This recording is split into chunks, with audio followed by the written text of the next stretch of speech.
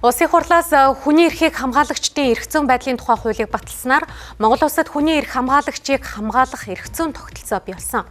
Гэвч энэхүү хуулийн хэрэгжилт хангалтгүй бусад хууль тогтоомжуудтай нийцэж чадахгүй байгаагаас нийтийн эрх ашигын төлөө ажилладаг өмгөөлөгч сэтгүүлч нарын эрх ашиг хөндөгдөх болжээ. Өнгөрсөн жилийн тухайд сэтгүүлчтэй холбоотой нийт 19 хэрэг гомдол шүүхэд шилжснээс 18 хэрэгт нь сэтгүүлч ямар нэгэн хэлбэрээр хуулийн хариуцлага хүлээсэн байна. Ирүү болоод иргэний 10 хэргийг авч шүүхийн шийдвэрийн дүн шинжилгээсэн.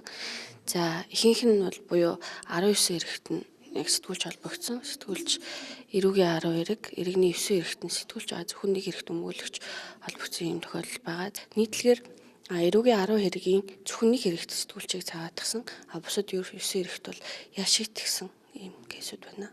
Сэтгүүлчийг мэргэжлийн үйл ажиллагаа явуулсантай холбогдуулаад за янз бүрийн эрүүгийн хэрэгт холбогдуулан шалгах, за тэр нь тодруулах юм бол худал мэдээлэл тарах гэсэн ийм ангиллууд бол их байна. За үүнээс гадна бол ялангуяа төрийн байгууллага эрх бүхий албан тушаалтнуудын зүгээс нийтийн мэдээллийн хуулийн дагуу ил тод байх ёстой мэдээллийг сэтгүүлчдэд ил тодор мэдээлэхгүй гаргаж өгөхгүй байх.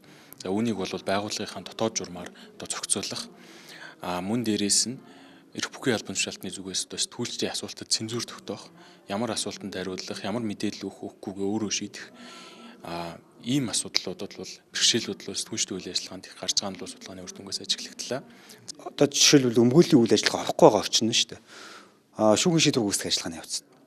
Шүүхийн шийдвэр гүйцэтгэх тухай хууль дээр өмгөөлийн үйл ажиллагаа гэж заагаагүй.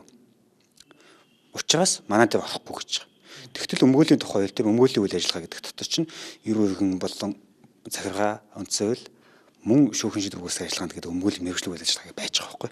Тэгээ ийм юуны хуулиудтай ингээд үлдээчихснийхээ улмаас хүний үндсэн эрхийг өмгөөлөх эрхийг зөрчиж байгаа юм процессын асуудлууд байгаа.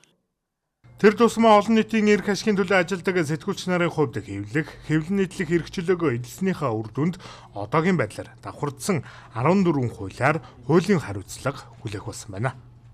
Одоогийн байдлаар бол үндсэндээ сэтгүүлчдийн хувьд бол түрүүн хэлсэнчлэн хууль тогтоомжийг шинжилэн өнөөгийн нөхцөл байдалд нийцсэн ийм чухал хуулийг бол нэн дээр батлах шаардлагатай байна гэсэн ийм ерөнхий дүгнэлт бол гарч байна.